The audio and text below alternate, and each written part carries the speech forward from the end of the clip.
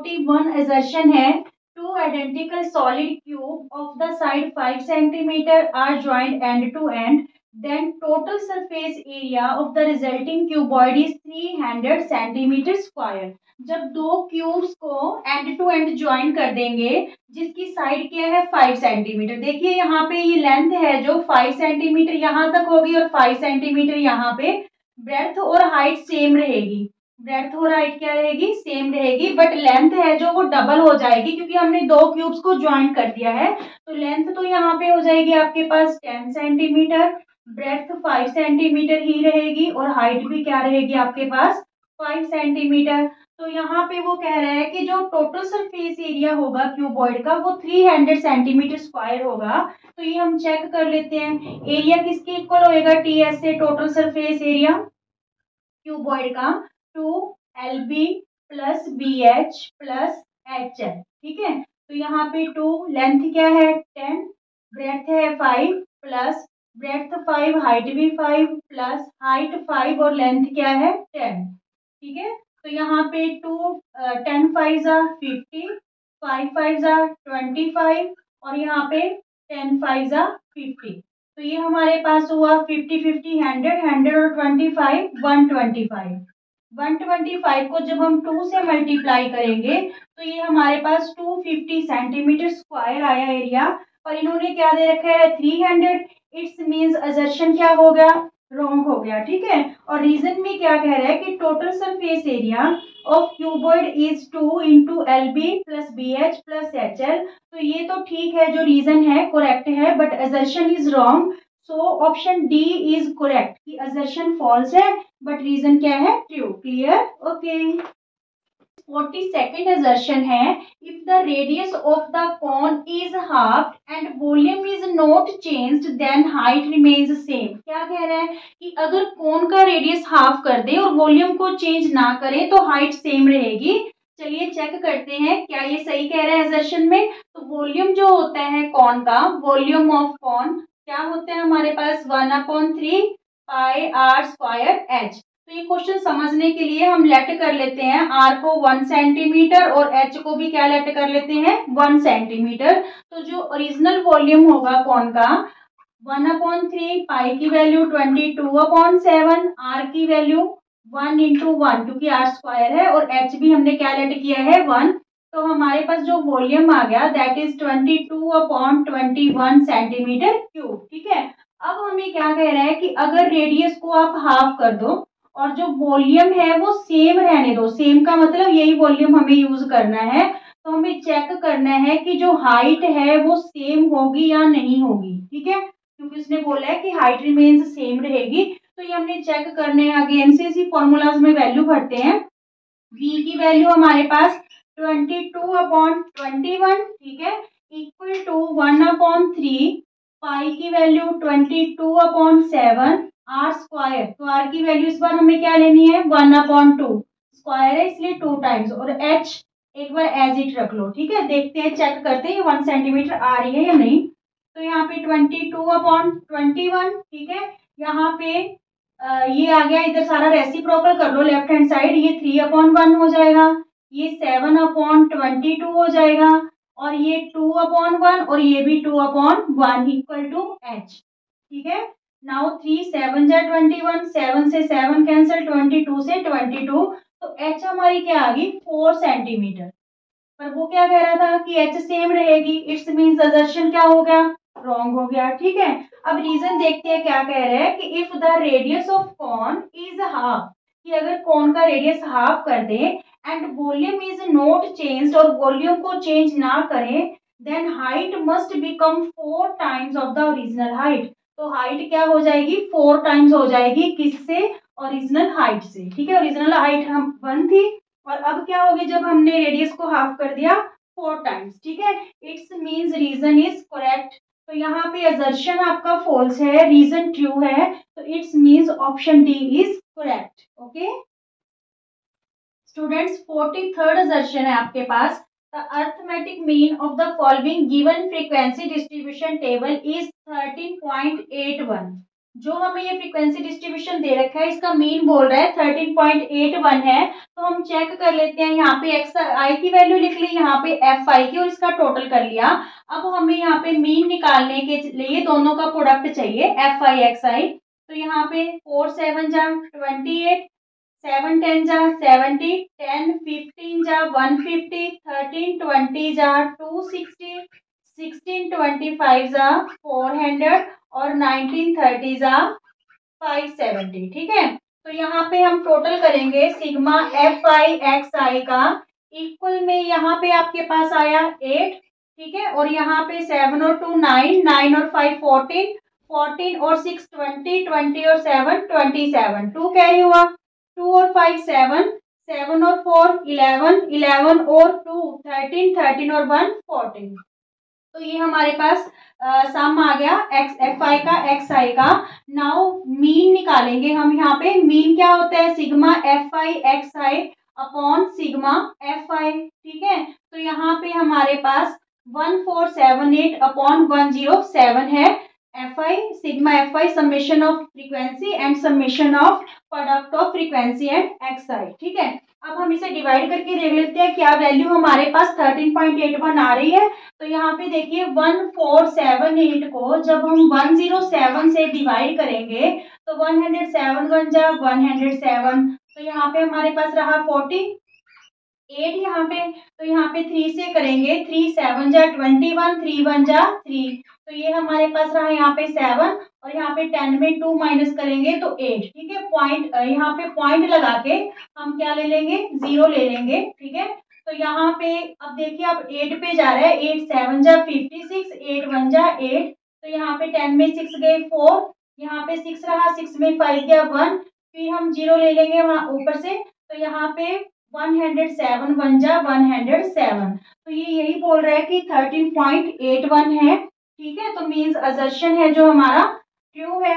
और रीजन में क्या कह रहा है कि जो मीन होता है that is sigma F I x I upon sigma F आई, तो रीजन भी ट्रू है और ये करेक्ट एक्सप्लेनेशन भी है असर्शन की। सो option A is correct. Clear? Okay, 44th assertion है, if the number of runs scored by 11 players are 5 19 42 11 50 30 21 0 52 36 27, then median is 30। तो मीडियन क्या रहेगा, 30 रहेगा।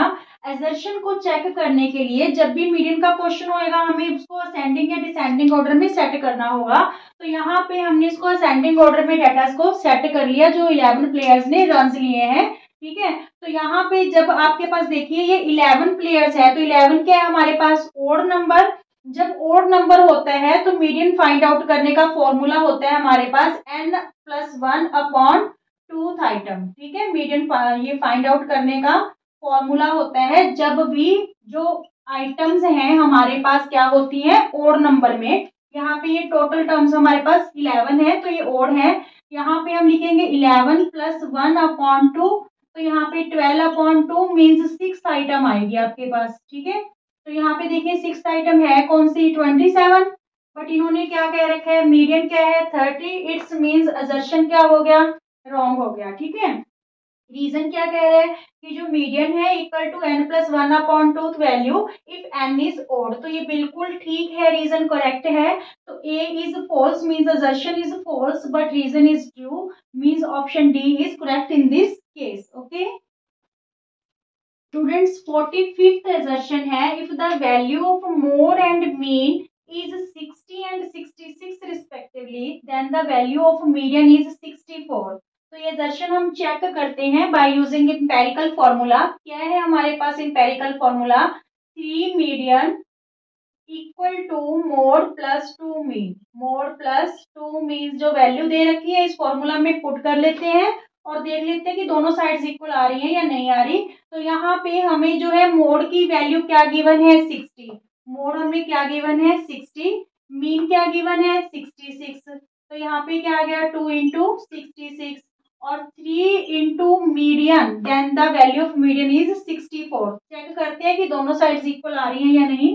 3 4 जा 12, 3 6 जा 18 और 1 19। ठीक है, यहाँ पे लेफ्ट हैंड साइड तो 192 आ गई।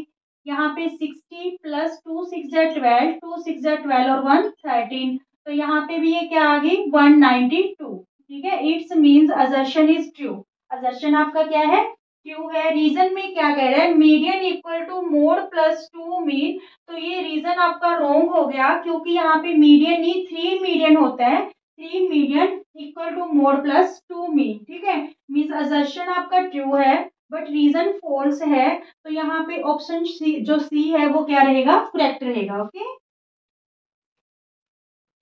स्टूडेंट्स, 46th assertion है, if LCM equal to 182, product of integers is 26 into 91, then HCF is 13। तो चेक कर लेते हैं कि अगर product of two numbers 26 into 91 है तो एचसीएफ 13 है, एलसीएम हमें 182 गिवन है, तो हमारे पास फॉर्मूला क्या रहता है, LCM into HCF equal to product of two numbers, product of two numbers.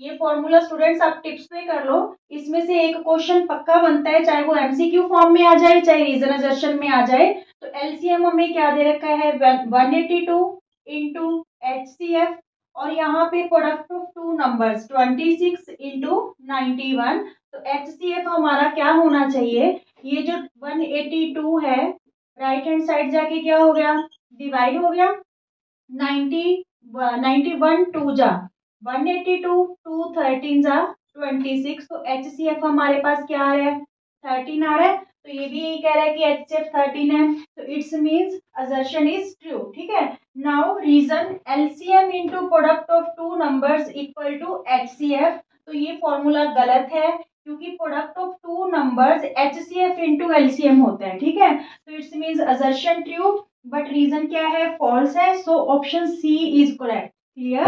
Okay students, 47th assertion है 5x square plus 14x plus 10 equal to 0 has no real roots.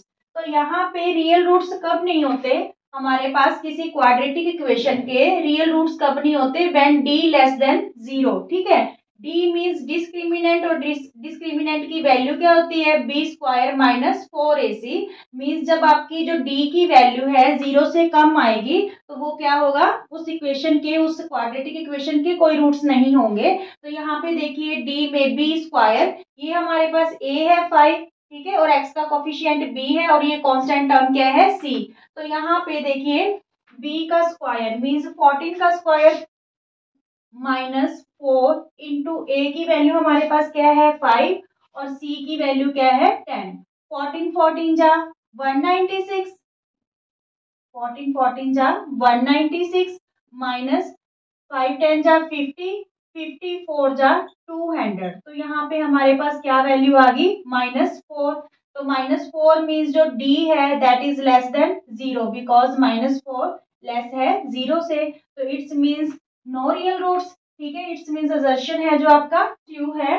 Now reason ax square plus bx plus c has no real roots if d less than 0, बिल्कुल correct बोल रहे हैं reason, और इसकी correct explanation भी है, so option A is correct. Okay students, 48th assertion है zeros of fx equal to X square minus 4x minus 5 are 5 and -1।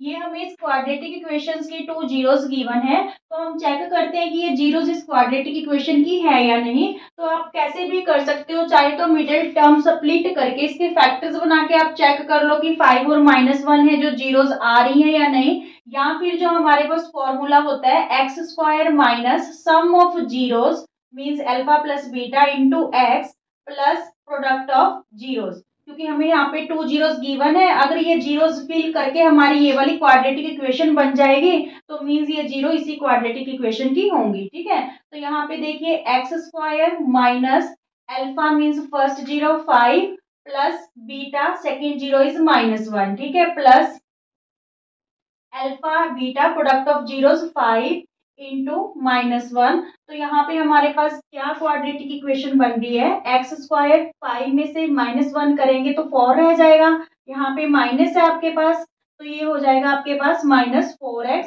और यहाँ पे प्लस माइनस माइनस 5 1 जा 5, देखिए यही क्वाड्रेटिक इक्वेशन है, ठीक है। तो इट्स मींस ये दोनों जीरो इसी क्वाड्रेटिक इक्वेशन की हैं, ठीक है। तो यहाँ पे असर्शन आपका ट्रू है। Now reason the polynomial whose zeros are 2 plus root 3 and 2 minus root 3 is x square minus 4x plus 7।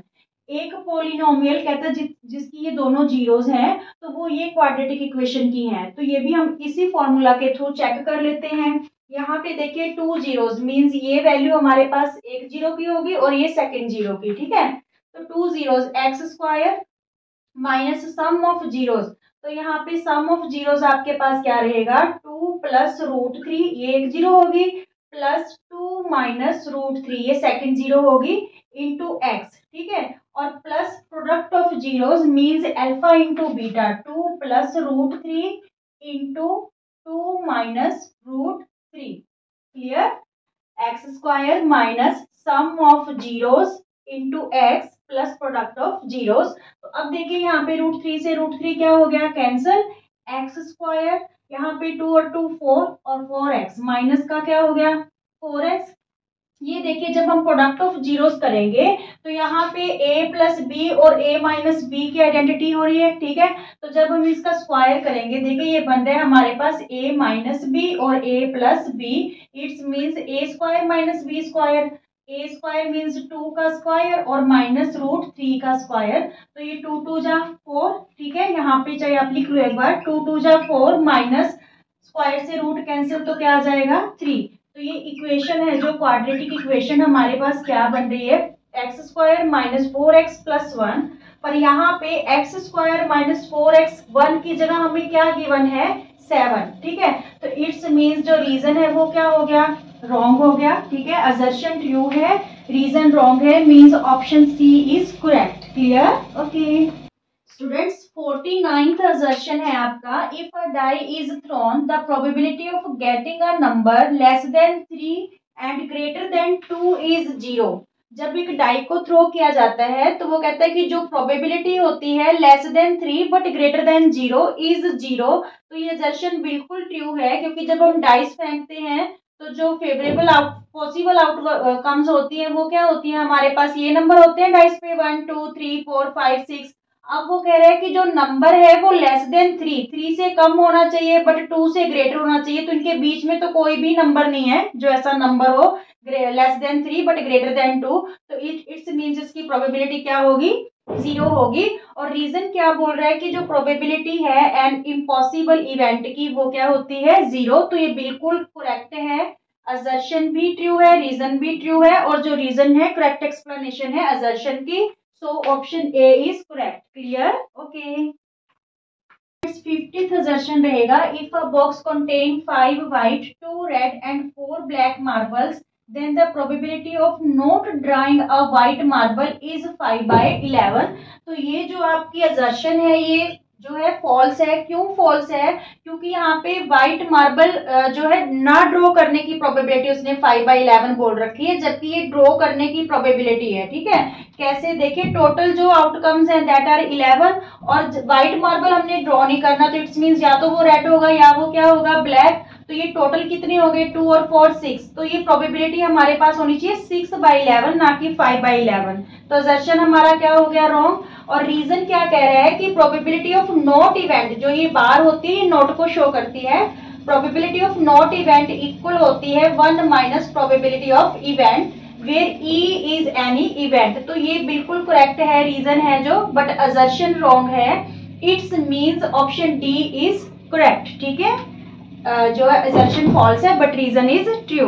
Students अगर आपको वीडियोस पसंद आते हैं तो प्लीज ज्यादा से ज्यादा शेयर कीजिए, लाइक कीजिए। Thank you.